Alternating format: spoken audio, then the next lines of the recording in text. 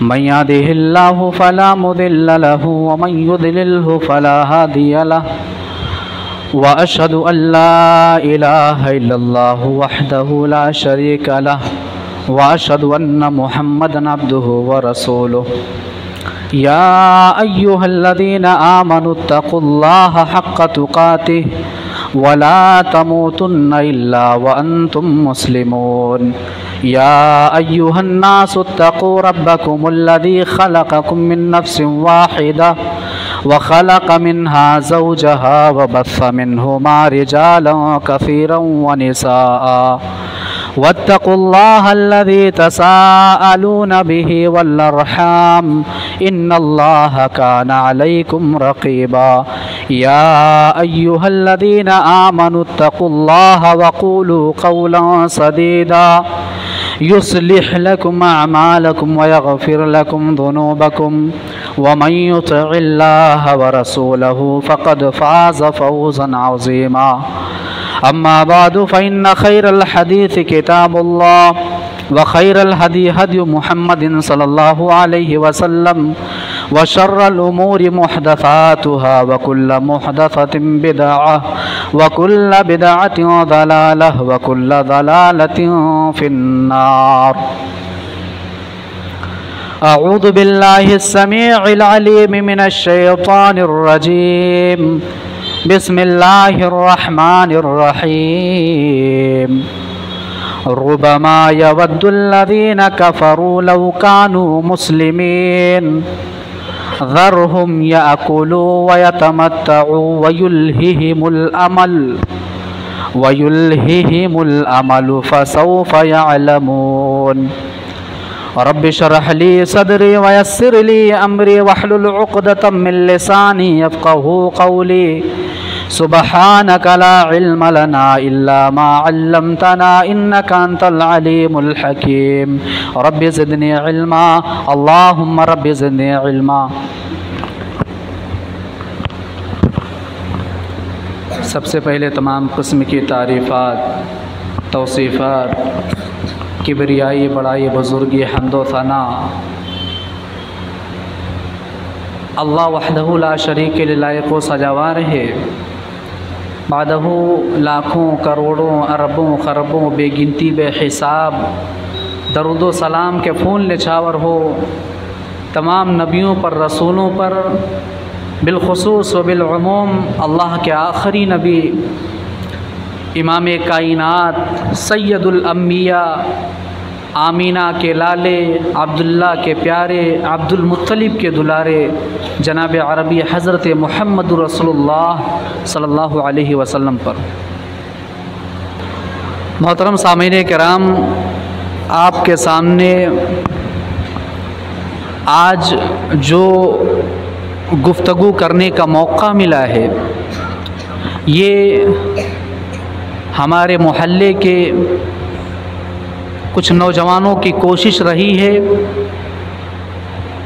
और उन नौजवानों की कोशिशों से अल्हम्दुलिल्लाह सुम्मा अल्हम्दुलिल्लाह आज हम यहाँ इकट्ठा हुए हैं कुरान और हदीस की कुछ बातें सुनने के लिए।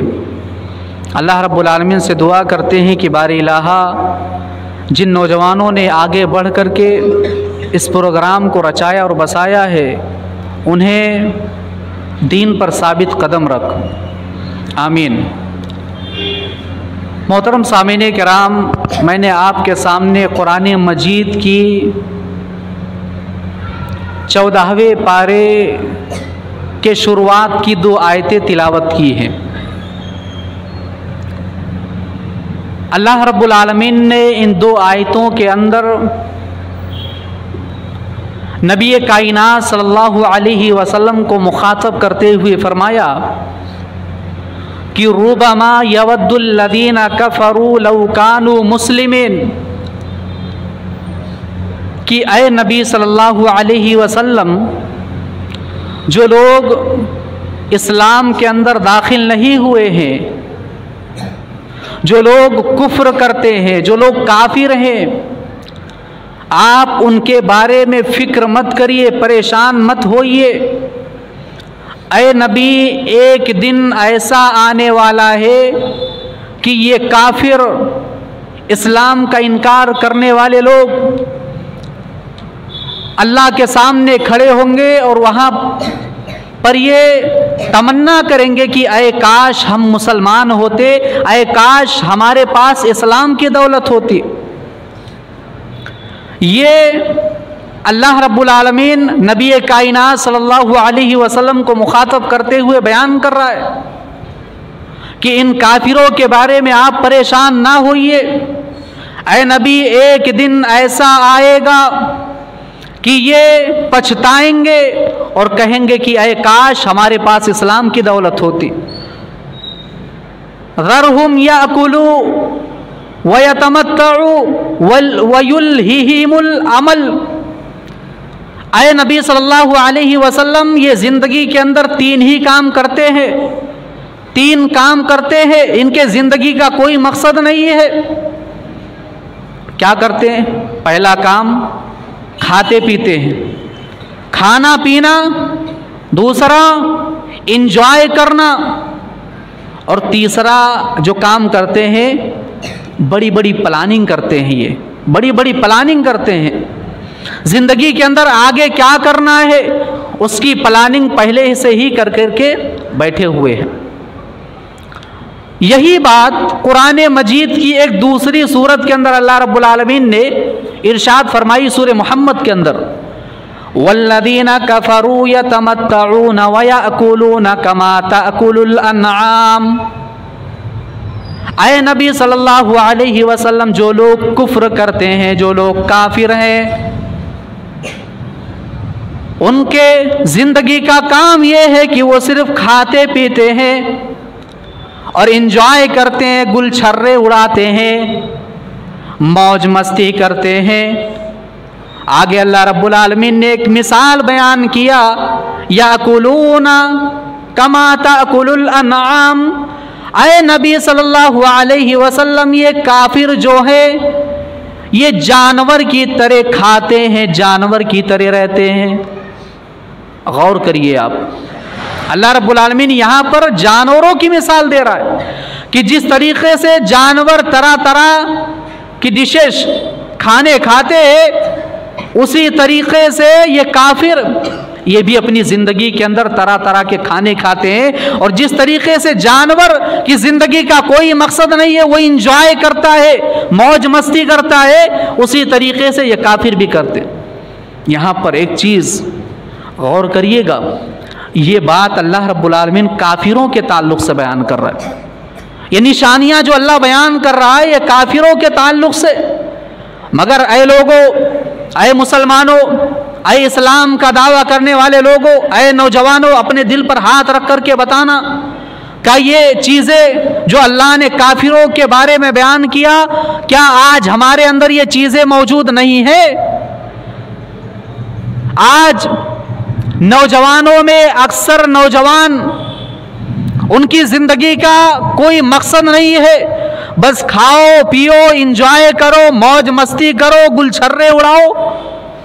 आज देख लीजिए, रात के 2-2 बजे तक हर मोहल्ले के अंदर, हर गली के अंदर आपको नौजवान मिल जाएंगे, बैठे हुए मिल जाएंगे। क्या कर रहे होते हैं? मोबाइल के अंदर पबजी खेल रहे हैं, फ्री फायर खेल रहे हैं, मोबाइल के अंदर किसी गैर महरम लड़की से बात कर रहे हैं। बस खाओ पियो, इंजॉय करो, मौज मस्ती करो, बस यही जिंदगी का मकसद रह गया है।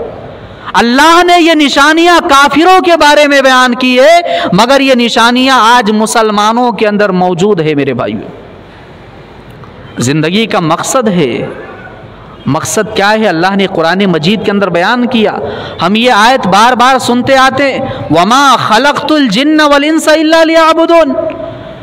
अल्लाह ने मकसद बयान कर दिया कि इबादत के लिए अल्लाह ने पैदा किया, सिर्फ और सिर्फ अल्लाह की इबादत की जाए। अल्लामा इब्ने तैमिया रहमतुल्लाह अलैह ने इस आयत की तफसीर में बयान किया है कि इबादत का मतलब यहाँ पर अल्लाह रब्बुल आलमीन ने इबादत से जो मुराद लिया है वो ये है कि दुनिया के अंदर हर वो काम जिससे अल्लाह रब्बुल आलमीन राज़ी हो, वो इबादत है। बिजनेस भी इबादत है, तिजारत आप कर रहे हैं वो भी एक इबादत है, अपने बीवी का आप हक अदा कर रहे हैं ये भी एक इबादत है। हमने इबादत का मफहूम ये समझा है कि सजदे कर लो, रुकू कर लो, नमाज पढ़ लो, जिक्र अस्कार कर लो, कुरान की तिलावत कर लो, बस यही इबादत है। नहीं मेरे भाइयों, थोड़ा आगे निकलिए। बच्चों की इस्लामी तरबियत करना ये भी इबादत है। यह इबादत का असल मफहूम है कि हर वो काम जिससे अल्लाह राजी हो वो इबादत है। एक दूसरे मकाम पर अल्लाह रब्बुल आलमीन ने कुरान मजीद के अंदर जिंदगी का पूरा मकसद अल्लाह ने बयान करके रख दिया। कुल इन्ना सलाती व नुसुकी व महयाया व ममाती लिल्लाहि रब्बिल आलमीन। आए नबी सल्लल्लाहु अलैहि वसल्लम, आप लोगों से कह दीजिए कि मेरी नमाज, मेरी कुर्बानी, मेरी जिंदगी और मेरी मौत सब कुछ अल्लाह रब्बुल आलमीन के लिए है। मैं सजदा कर रहा हूँ अल्लाह रब्बुल आलमीन के लिए, मैं रुकू कर रहा हूँ अल्लाह रब्बुल आलमीन के लिए, मैं हाथ उठा करके दुआ कर रहा हूँ अल्लाह रब्बुल आलमीन के लिए। मकसद क्या है? मकसद ये है कि हमारा रब राजी हो जाए, हमारा रब खुश हो जाए। मैं जिंदगी जी रहा हूँ, मकसद ये है कि अल्लाह रब्बुल आलमीन राजी हो जाए। ऐ लोगों, जिंदगी का मकसद ये है कि अल्लाह को राजी किया जाए, अल्लाह को खुश किया जाए। एक शायर कहता है कि मेरी जिंदगी का मकसद तेरे दी की सरफराजी, मैं इसीलिए मुसलमान, मैं इसीलिए नमाजी। आप सहाबे किराम रिज़वानुल्लाह अलैहिम अजमईन के बारे में कुरान मजीद की आयतों को उठा करके देखिए। अल्लाह सहाबे किराम के जिंदगी का मकसद बयान कर रहा है। मुहम्मदुर रसूलुल्लाह वल्लदीना मअहु अशिद्दाउ अलल कुफ्फारि रुहमाउ बैनहुम। मोहम्मद अल्लाह के रसूल हैं सल्लल्लाहु अलैहि वसल्लम, और आपके साथ जो है अल्लाह अगर चाहता तो ये कह देता वल्लदीना सहाबुहु, लेकिन नहीं, अल्लाह ने कहा वल्लदीना माअहु, यानी माअहु में जो वजन पैदा होता है वो असहाबुहु में नहीं पैदा होता। कि मेरे नबी के साथ जो है, मेरे नबी के जो सहाबा है वो मुसलमानों के लिए नरम हैं और काफिरों के लिए सख्त हैं, अल्लाह के दुश्मनों के लिए सख्त हैं। मेरे भाइयों, ये वो सहाबा है, अल्लाह ने इनके बारे में ये क्यों कहा वल्लदीना माअहु? क्योंकि ये वो सहाबा है जिनके बारे में अल्लाह ने फरमाया वल्लदीना अय्यदका बिनस्रिही व बिल मुमिनीन। अल्लाह रब्बुल आलमीन ने अपने नबी कायनात सल्लल्लाहु अलैहि वसल्लम कि कुछ साथियों का अल्लाह ने तस्करा किया कि अल्लाह रब्बुल आलमीन ने नबी को वो साथी अता किए कि अल्लाह के नबी अगर कहें कि उठ जाओ तो उठ जाएं, बैठ जाओ तो बैठ जाएं, खड़े हो जाओ तो खड़े हो जाए। ऐ मेरे सहाबा, ऐ मेरे साथियों, जंग के अंदर जाना है तो जंग के अंदर जाने के लिए तैयार हो जाएं। अल्लाह ने फरमाया कि मेरे नबी के जो सहाबा हैं वो मुसलमानों के लिए नरम हैं और अल्लाह के दुश्मनों के लिए सख्त हैं। उसके बाद अल्लाह ने फरमाया कि इनके ज़िंदगी का जो मकसद है वो मकसद ये है कि अल्लाह को राज़ी किया जाए, अल्लाह को खुश किया जाए। इनकी ज़िंदगी का मकसद ये है कि अल्लाह राज़ी हो जाए, अल्लाह खुश हो जाए। तराहुम रुक्कान सुज्जदन यब्तगून फज़लन मिनल्लाहि व रिज़वाना। और आए लोगों, मेरे नबी के सहाबा को तुम जब भी देखोगे वो तुम्हें रुकू में मिलेंगे, वो तुम्हें सजदों में मिलेंगे। अगर तुम उनके चेहरों को देखोगे तो तुम पहचान जाओगे कि ये मेरे नबी के सहाबा हैं। ये सहाबे किराम की निशानी अल्लाह रब्बुल आलमीन बयान कर रहा है। सहाबे किराम रिज़वानुल्लाह अलैहिम अजमईन की ज़िंदगी, अल्लाहु अकबर। नौजवानों, ये वो लोग हैं जो हमारे लिए आइडियल है, नमूना है, उसवे हसना है।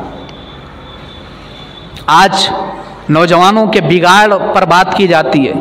आज समाज और माशरे के अंदर नौजवान बिगड़ा हुआ है।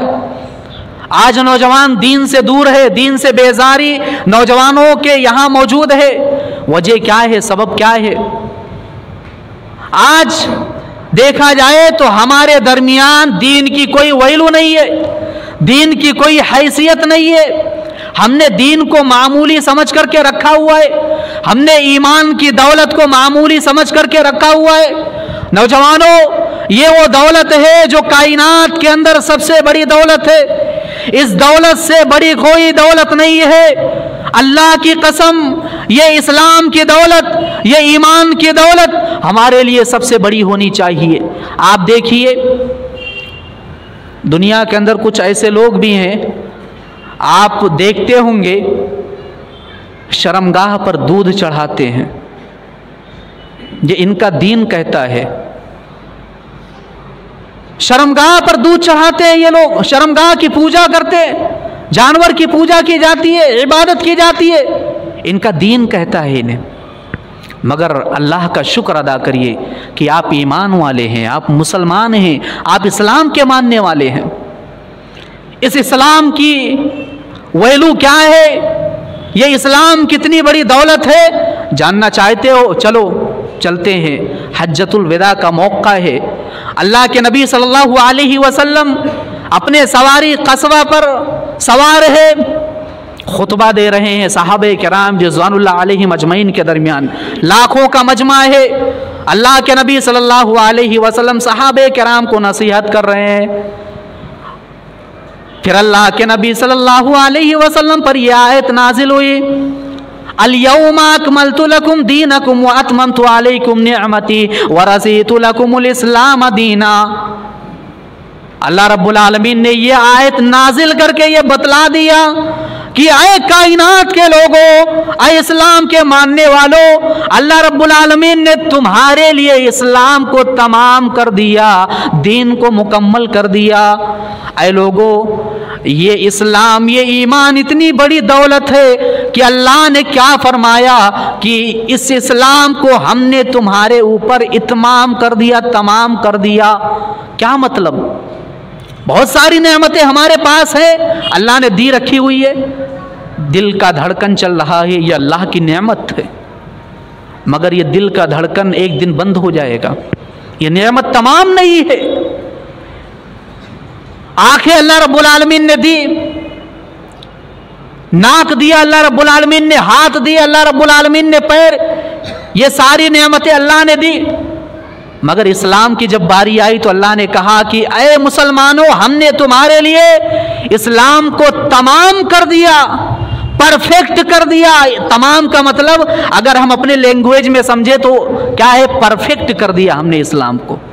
इस्लाम से बड़ी कोई दौलत नहीं है दुनिया के अंदर, कोई दौलत नहीं है। और एक बात याद रखिए, इस्लाम और ईमान ये वो दौलत है। नौजवानों, आपसे मुखातब हो रहा हूँ मैं। आज पूरा टारगेट, पूरा जो बयान है वो नौजवानों के ऊपर ही है। आप ज़रा गौर करिएगा, नौजवानों के दरमियान आज कलमे की और ईमान की कोई वैल्यू नहीं बची हुई है। कैसे समझेंगे हम और आप? हमने कोई कुर्बानी नहीं दी, हमारा कोई खून नहीं बहा, हमने इस्लाम के लिए, ईमान के लिए कोई, हमें तो फ्री में मिल गया है। हम मुसलमान के घर में पैदा हुए, इस्लामी घराने में पैदा हुए, फ्री में हमें इस्लाम मिल गया, ईमान मिल गया, हमने कुर्बानी कहाँ दी? तो हमें क्या मालूम इस्लाम की दौलत क्या है, ईमान की दौलत क्या?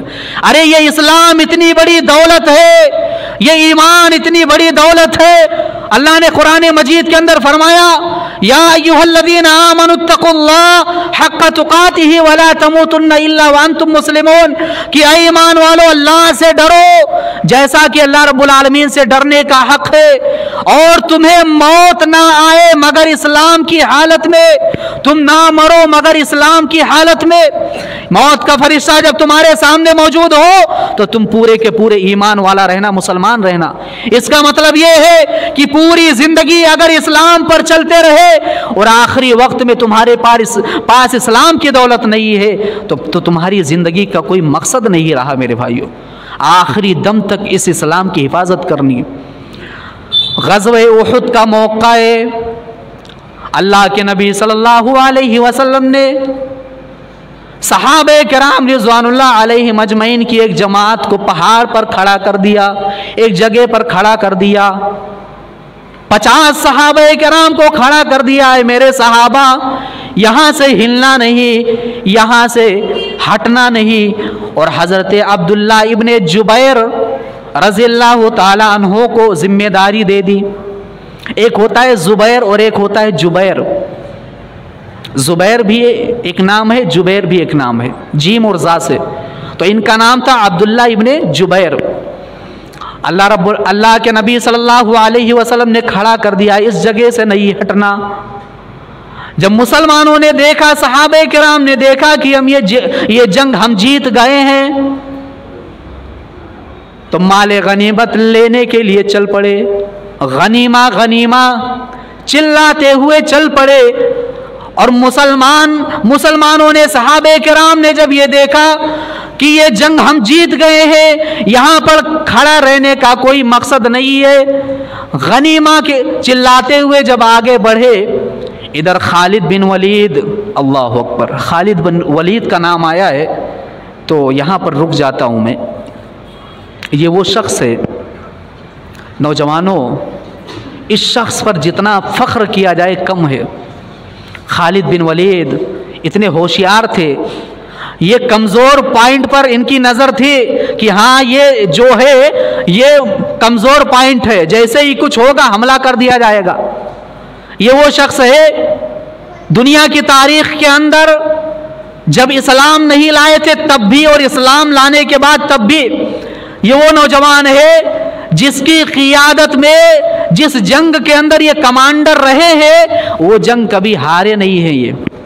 ये दुनियावी तारीख़ के अंदर एक बहुत बड़ा, खालिद बिन वलीद का एक बहुत बड़ा तारीख़ नकल किया गया है। मेरे भाइयों, मुसलमानों को, नौजवानों को इस मुसलमान पर, इस मर्द मुजाहिद पर जितना फ़ख्र किया जाए कम है। नौजवानों, अभी कुछ सालों पहले एक पिक्चर आया था जवान नाम का। वो कोई है, उसको मुसलमान, अपने आप को मुसलमान कहता है, वो एक्टर, जवान नाम का फिल्म आया था। बहुत सारे मुसलमान गए, बहुत सारे लोगों ने थिएटरों को ख़रीद लिया, कहा इतने सिनेमा हॉलों को उन्होंने ख़रीद लिया। अरे मुसलमान एक्टर ने पिक्चर निकाला है जवान नाम का। जवान कसीर तादाद में देखने के लिए गए। नौजवानों, तुम पिक्चर देखने जाते हो, रील देखने, अल्लाह की कसम रियल उठा करके देखो। तुम्हारी तारीख के अंदर, इस्लामी तारीख के अंदर रियल उठाओ, मौजूद है जवान।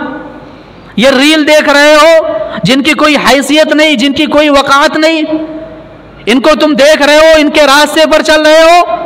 खालिद बिन वलीद, अल्लाह की कसम, रोमियों से जब मुकाबला हुआ तो रोमियों की तादाद देख करके एक मुसलमान के मुंह से ये निकला कि रूमी इतनी तादाद में आए हैं, इतनी तादाद में रूमी आए हैं। खालिद बिन वलीद ने चुप कराया, कहा चुप हो जाओ।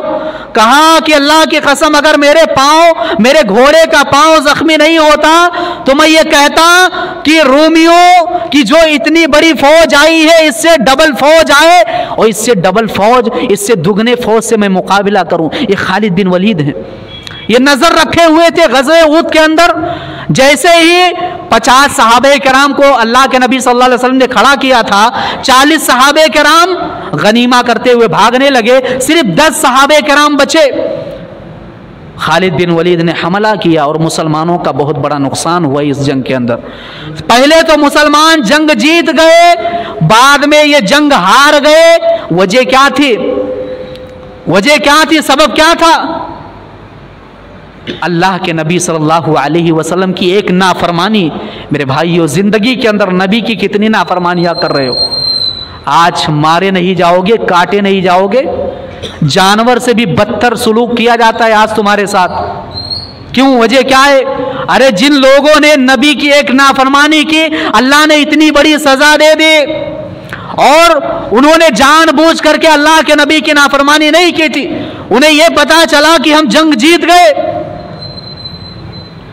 अल्लाह के नबी सल्लल्लाहु अलैहि वसल्लम को भी जख्मी किया गया, आपके चेहरे को भी जख्मी किया गया, बड़ा नुकसान हुआ उस जंग के अंदर। मेन पॉइंट जो बयान करना चाहता हूं वो ये है कि जब काफिरों ने देखा कि ग़ज़वे उहद के अंदर मुसलमानों का बहुत बड़ा नुकसान हो गया है, तो उन्होंने कहा कि चलो, उनके दिल में ख्याल आया, उन्होंने प्लानिंग की, चलो मदीना के अंदर हमला कर देते हैं, इनको आज ही ख़त्म कर देते हैं, मामला तमाम कर देते हैं। अल्लाह के नबी सल्लल्लाहु अलैहि वसल्लम को वही के ज़रिए बता दिया गया, ऐ नबी, काफिरों के दिमाग में ये चल रहा है, वो ऐसा ऐसा करने वाले हैं। अल्लाह के नबी ने सहाबा को इकट्ठा किया, ऐ मेरे सहाबा, काफिर ये प्लानिंग कर रहे हैं, तुम्हारे दुश्मन ये प्लानिंग कर रहे हैं। ऐ लोगों, सहाबे कराम जख्मी है, इस्लाम के लिए कुर्बानी किस तरीके से दी जाती है, ईमान के लिए कुर्बानी किस तरीके से दी जाती है, अगर देखना चाहते हो सहाबे किराम की जमात को देखो। अल्लाह के नबी सल्लल्लाहु अलैहि वसल्लम ऐलान कर रहे, अभी सहाबे किराम जख्मी है, अभी जंग हारे हुए हैं, लेकिन उन्होंने इनकार नहीं किया। कहा, ऐ नबी, लब्बैक या रसूल अल्लाह, ऐ रसूल अल्लाह, हम हाजिर है, अल्लाह के रसूल सल्लल्लाहु अलैहि वसल्लम, हम हाजिर है। 6 किलोमीटर आगे बढ़ करके काफिरों का इन्होंने वहां पर मुकाबला करने का इरादा किया। काफिरों ने जब ये देखा तो वो पीठ फेर करके भाग गए। उन्होंने देखा कि मुसलमानों के अंदर इतनी बड़ी हिम्मत, इतनी बड़ी जुरात, तो इस्लाम के लिए कुर्बानियाँ देना कोई बड़ी बात नहीं है मेरे भाइयों। कभी ज़रूरत पड़ी तो सहाबा ने औलाद को कुर्बान कर दिया, कभी ज़रूरत पड़ी तो दीनारिया ने अपने ख़ानदान के 4 लोगों को जंग के अंदर शहीद होते हुए देखा तो नौजवान से कहा, जो जवान मुलाकात हो रही थी जंग के अंदर, उनसे कहा कि मुझे अपने ख़ानदान के फला रिश्तेदार की फिक्र नहीं है, वो जंग के अंदर शहीद हो गए, मुझे फिक्र नहीं है। भला ये बतलाओ कि अल्लाह के नबी सल्लल्लाहु अलैहि वसल्लम का क्या हाल है, हमारे नबी खैरियत से हैं कि नहीं है। ज़रूरत पड़ी तो सहाबा ने अपनी औलाद को कुर्बान कर दिया इस्लाम के लिए। ये सुहैब रूमी है रज़ियल्लाहु ताला अन्हु, अल्लाह की कसम कितना दर्दनाक वाक़या है इनका। रूम के रहने वाले थे ये, मक्का के अंदर आए थे, तिजारत कर रहे थे, मुसलमान हुए। जब अल्लाह के नबी सल्लल्लाहु अलैहि वसल्लम हिजरत करके मदीना गए, इन्होंने हिजरत करने का इरादा बनाया, मदीना जाने का इरादा किया, ऊंट पर सवारी पर अपना पूरा माल लादा, दौलत अपना पूरा लादा और चलने का इरादा किया। मक्का के काफिर आए, आए सुहैब, अगर जाना है तो जाओ, हम तुम्हें नहीं रोकते हैं। आए सुहैब, तुम यहाँ रहते हुए मक्का के अंदर तुमने इतनी दौलतें कमाई है, ये दौलतें छोड़ करके जाओ, अगर जाना है तो जाओ, मगर मालो दौलत छोड़ करके जाओ। सुहैब रूमी ने 1 सेकंड भी नहीं लगाया। आए लोगों, आज अगर अल्लाह के राह में कुर्बानी देने की बारी आती है तो हम 1000 बार सोचते हैं कि दे या ना दे। सुहैब रूमी को देखिए, 1 सेकंड भी नहीं लगाया, अपनी पूरी दौलत उनके हवाले कर दिया। चले मदीना की तरफ हिजरत करके इरादा किया, सफ़र कर रहे हैं। जब मदीना पहुँचे, अल्लाह के नबी सल्लल्लाहु अलैहि वसल्लम ने गले लगाया, सुहैब से कहा, अल्लाह के नबी को वही के ज़रिए सुहैब के बारे में बता दिया गया था। अल्लाह के नबी सल्लल्लाहु अलैहि वसल्लम ने सुहैब को गले लगाया, ऐ सुहैब, तुमने बड़ा अच्छा सौदा किया है। ऐ सुहैब, तुमने अपनी दौलत दे दी, तुमने दुनिया लुटा दिया, मगर तुमने आखिरत को बचा लिया। आखिरत के मुकाबले में ये सौदा बड़ा कीमती सौदा है। ऐ लोगों, ये वो सहाबे किराम थे, जब दीन का मामला आया, जब ईमान का मामला आया, जब इस्लाम का मामला आया, पूरी जिंदगी के अंदर कमाई हुई दौलत अल्लाह के रास्ते में कुर्बान कर दिए। ऐ लोगों, इन सहाबे किराम के रास्ते पर चलने की ज़रूरत है आज हमें। आज हम कहाँ जा रहे हैं, किस रास्ते पर जा रहे हैं?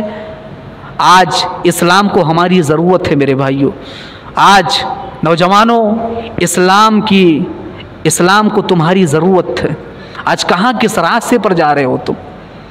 आज नौजवानों को देखो, अल्लाह की कसम, ये वो नौजवान जिनको देख करके शर्म आती है, अफसोस होता है, ये मुसलमान नौजवान है, ये मुसलमान नौजवान है, इनकी ज़िंदगी का कोई मकसद ही नहीं है, इस्लाम से कोसों दूर है, कुरान से कोसों दूर है, नमाज से गाफिल है।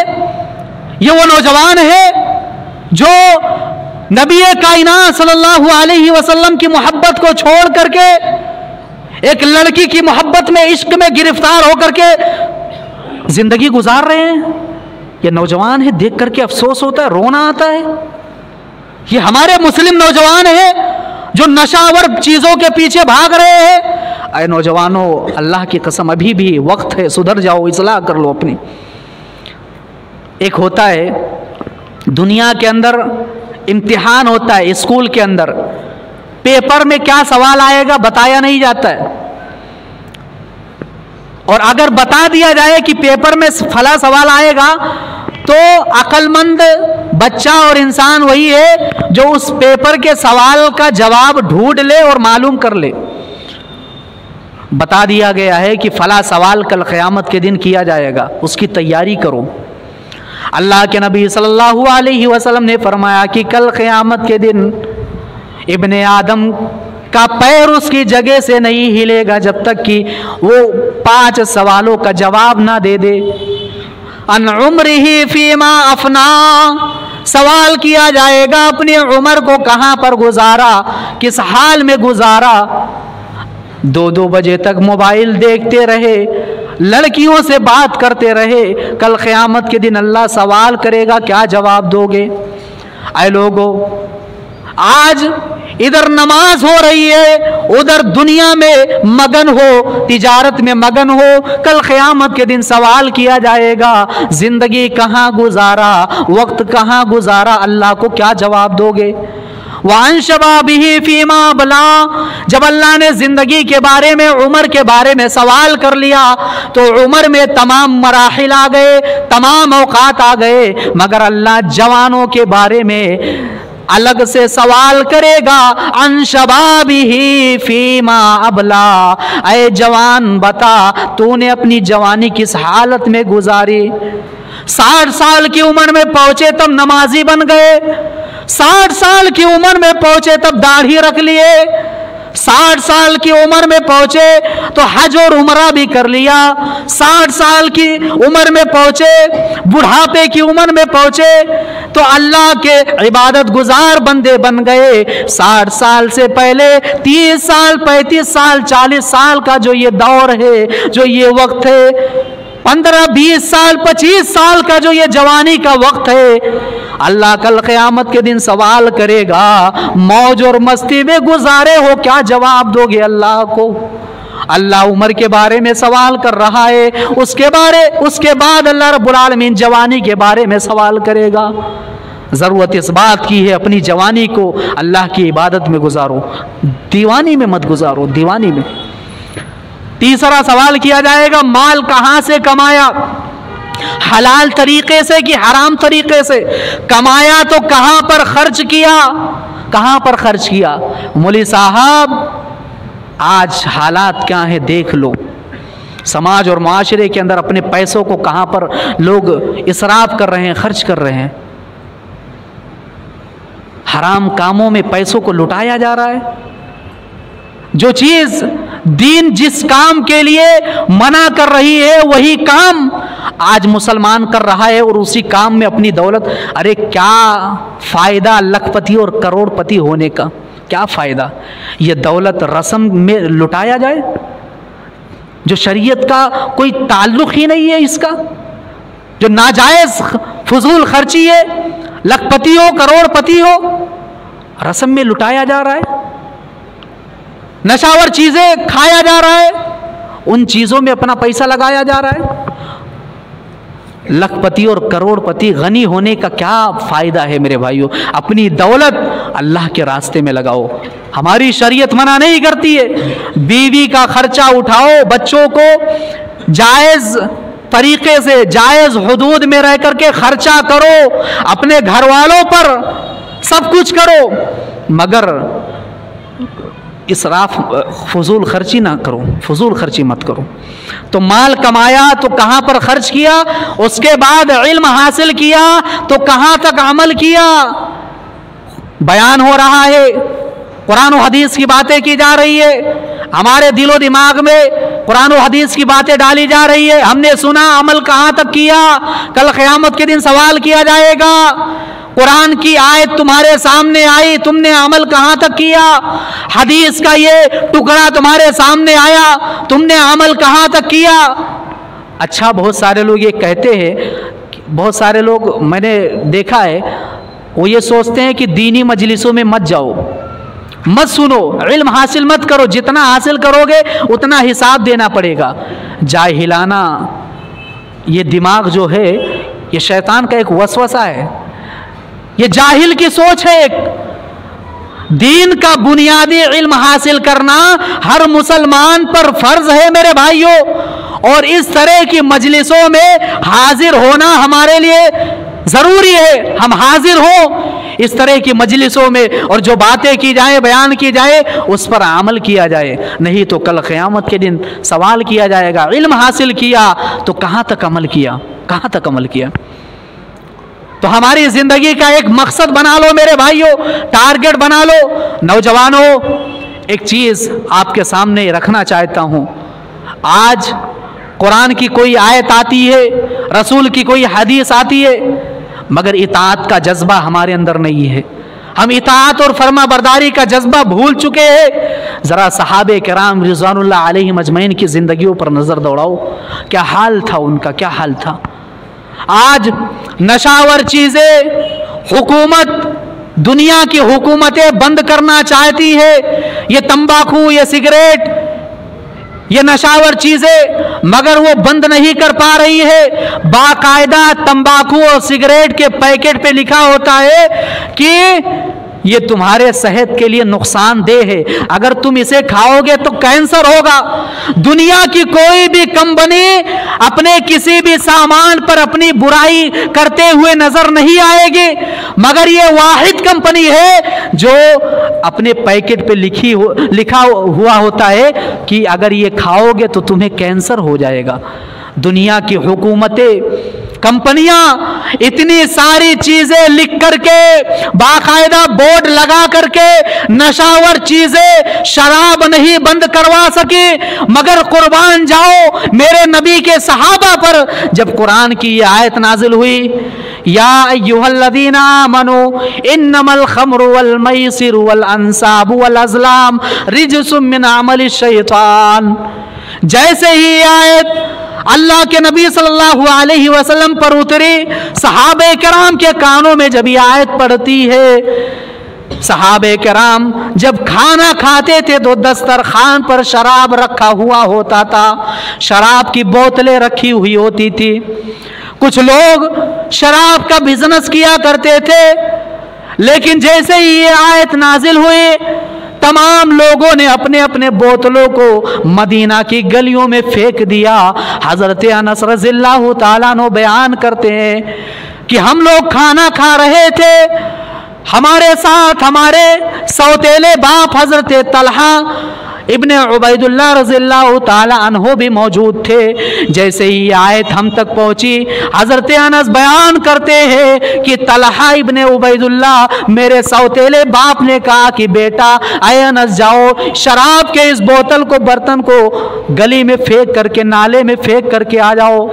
हजरत अनस कहते हैं कि जब मैं बाहर निकलता हूँ, दरवाजे के बाहर निकलता हूँ तो क्या देखता हूँ, ऐसा लग रहा है कि मदीना के अंदर शराब का बाढ़ आ गया हो। लोगों ने इस तरीके से शराब को मदीना की गलियों में फेंक दिया था, ऐसा लग रहा था कि शराब का सैलाब आ गया हो। ऐ लोगों, नबी के ऊपर अल्लाह रब्बुल आलमीन ने एक आयत नाजिल की और शराब को सहाबे किराम ने फेंक दिया। ये भी नहीं सोचा कि आखिरी बार पी लें, उसके बाद नहीं पिएंगे। कुछ लोग पैसा लगा करके शराब को खरीदे थे, बिजनेस कर रहे थे, उनके बिजनेस में नुकसान हुआ, ये भी उन्होंने नहीं सोचा। ऐ लोगों, ये जज्बा क्या आज हमारे अंदर मौजूद है मौजूद हमारे अंदर ये जज्बा? इताअत का ये जज्बा जो सहाबे कराम का था अपने अंदर पैदा करो मेरे भाइयों, अपने अंदर पैदा करो। ये मुसाब इब्ने उमैर हैं। मुसाब इब्ने उमैर इतना मालदार नौजवान हो, तुम स्टाइलिश हो, फैशन वाले हो, इतर लगाते हो, खुशबू लगाते हो, तरह तरह के लिबास और कपड़े पहनते हो। सुन लो, मुसाब इब्ने उमैर जैसा नौजवान, स्टाइलिश और फैशन वाला नौजवान कोई नहीं था। बाकायदा यमन से उनके लिए वो कपड़ा मंगाते थे, अपना लिबास मंगाते थे। ये मुसाब इब्ने उमैर हैं, इतने मालदार हैं, नरम नरम कपड़ा और लिबास पहन रहे हैं, मगर आज जब इस्लाम लाए हैं तो उनको सताया जा रहा है, मारा जा रहा है।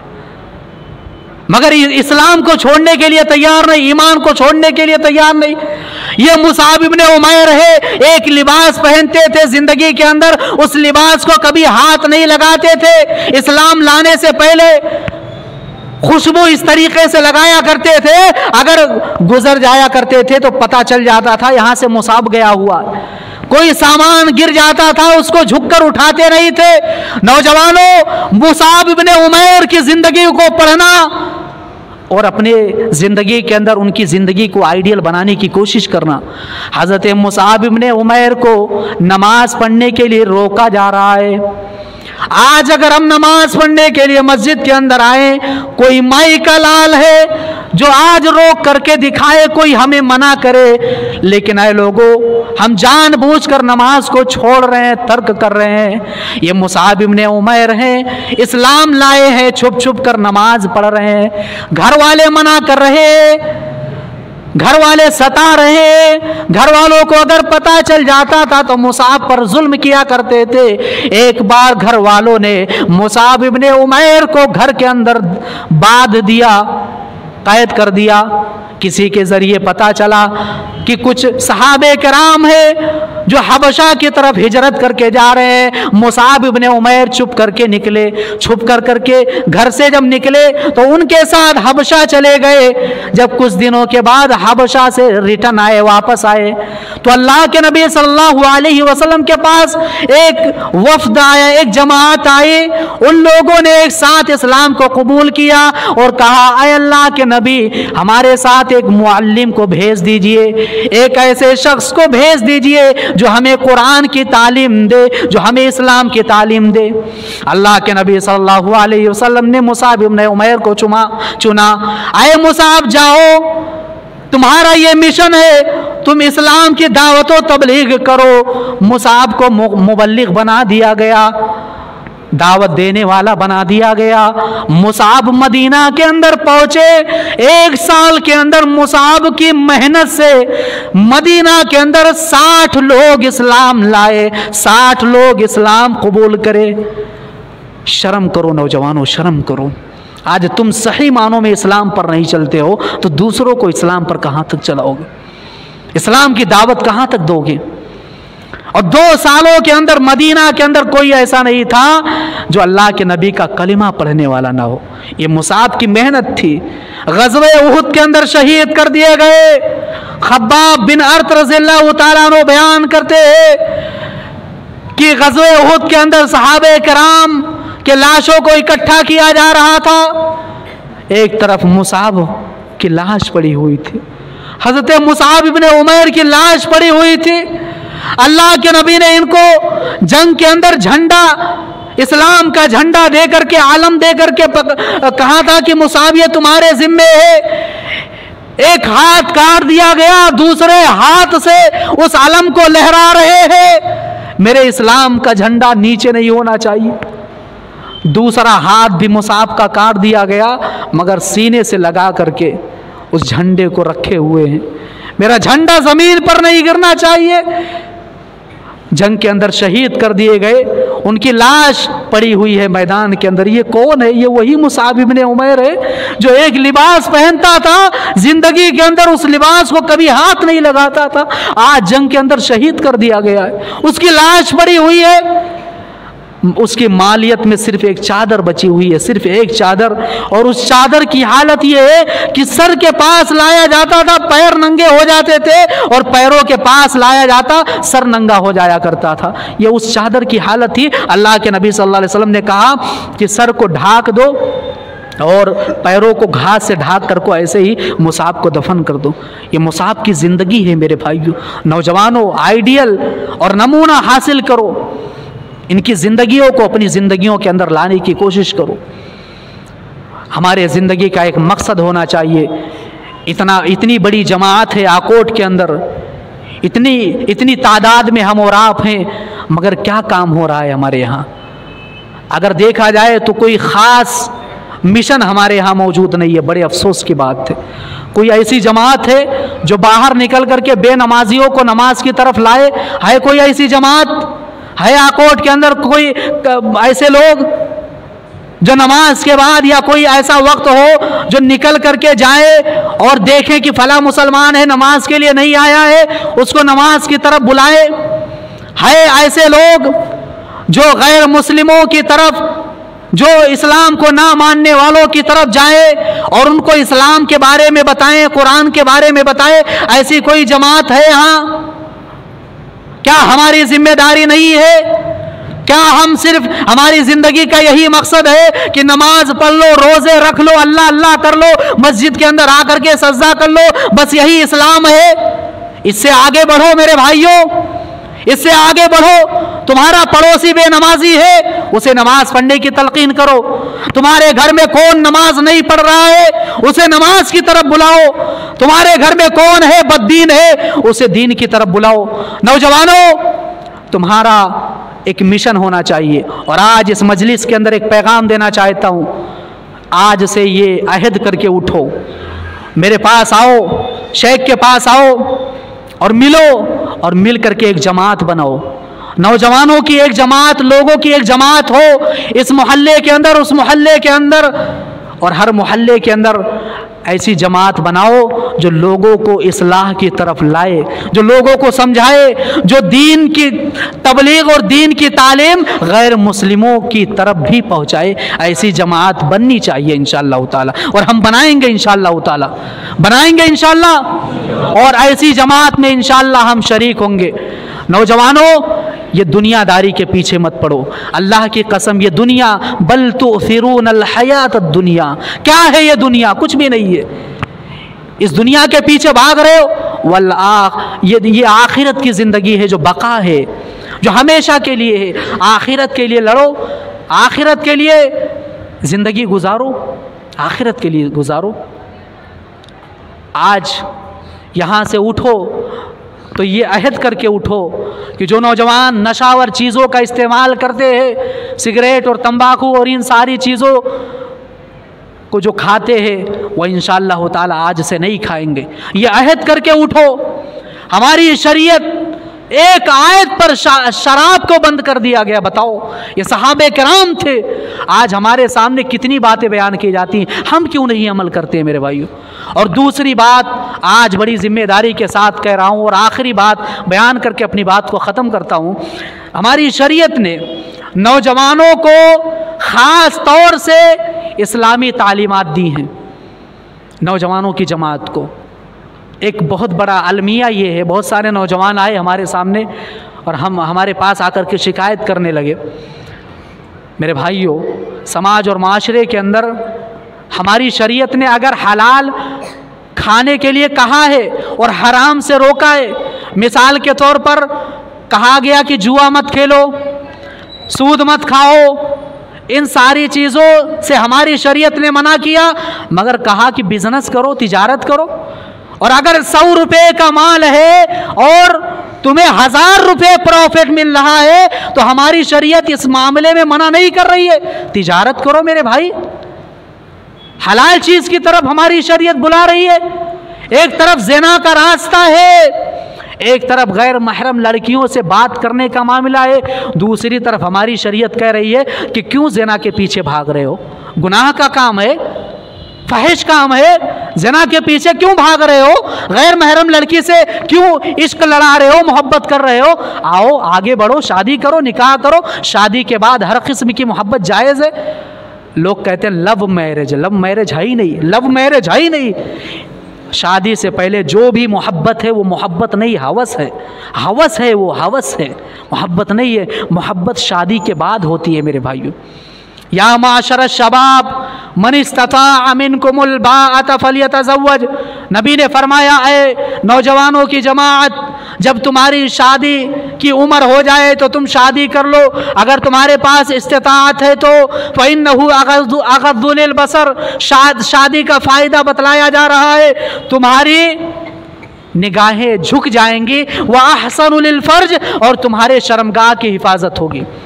आज कितने वालिदैन हैं इस मामले में अपने बच्चों के लिए सख्त हैं। बहुत सारे नौजवान ऐसे भी हमारे पास आए, बोले मौलवी साहब हमारे बड़े भाई की शादी नहीं हो रही है और उनके देखी देखा हमारी भी शादी नहीं हो रही है। और मैंने उनको देखा, उनके ताल्लुक़ से मुझे पता चला कि वो गैर महरम लड़की से बात कर रहे हैं, जिसे वो शादी करना चाहते हैं उससे उनकी बातचीत चल रही है। कितना बड़ा गुनाह है। नौजवानों, इस गुनाह से बाज आ जाओ। और वालिदैन से भी बड़ी जिम्मेदारी के साथ कह रहा हूँ, शादी कर दो, शादी कर दो, गुनाहों से बचा लो। कल क़यामत के दिन तुम्हारा गिरबान पकड़ा जाएगा, नहीं तो तुम्हारा गिरबान पकड़ा जाएगा। तुम्हारा बच्चा तुमसे कह रहा था, मुतालबा कर रहा था, वो गलत रास्ते को छोड़ना चाहता था, जायज़ रास्ता इख्तियार कर रहा था, तुम कहाँ थे? तुम्हारा गिरबान पकड़ा जाएगा, तुम्हारा गिरबान। यहाँ पर 20-25 साल के बाद शादी की जा रही है। इस रिवाज को भी ख़त्म किया जाए, बंद किया जाए। बेहतर रास्ता ये है कि ज़िना के रास्ते को ख़त्म किया जाए और शादी के रास्ते को, निकाह के रास्ते को इख्तियार किया जाए और निकाह को आसान किया जाए। अल्लाह रब्बुल आलमीन हम तमाम लोगों को कही सुनी तमाम बातों पर अमल करने की तौफीक दे। या इलाहुल आलमीन हम तमाम नौजवानों को इस्लाह के रास्ते पर चला दे। या इलाहुल आलमीन हम तमाम बुज़ुर्गों को, हमारे तमाम बुज़ुर्गों को सही रास्ता दिखला दे, उन्हें इस्लाम पर मुकम्मल तरीक़े से चलने की तौफीक दे। या इलाहुल आलमीन हमारे नौजवानों को मुसाब इब्न उमैर जैसा ईमान दे दे। या इलाहुल आलमीन हमारे नौजवानों के अंदर खालिद बिन वलीद जैसा बहादुरी पैदा कर दे उनके अंदर। या इलाहुल आलमीन हम तमाम नौजवानों को अब्दुल्लाह इब्न उमर रज़ियल्लाहु ताला अन्हु जैसा समझ अता कर दे। या इलाहुल आलमीन हमें जब तक ज़िंदा रख, ईमान और इस्लाम पर रख, जब हमारा ख़ातिमा हो ईमान पर हो, इस्लाम पर हो। आमीन सुम्मा आमीन। व आखिरु दावाना अनिल हम्दुलिल्लाहि रब्बिल आलमीन। वस्सलामु अलैकुम व रहमतुल्लाहि व बरकातुहू।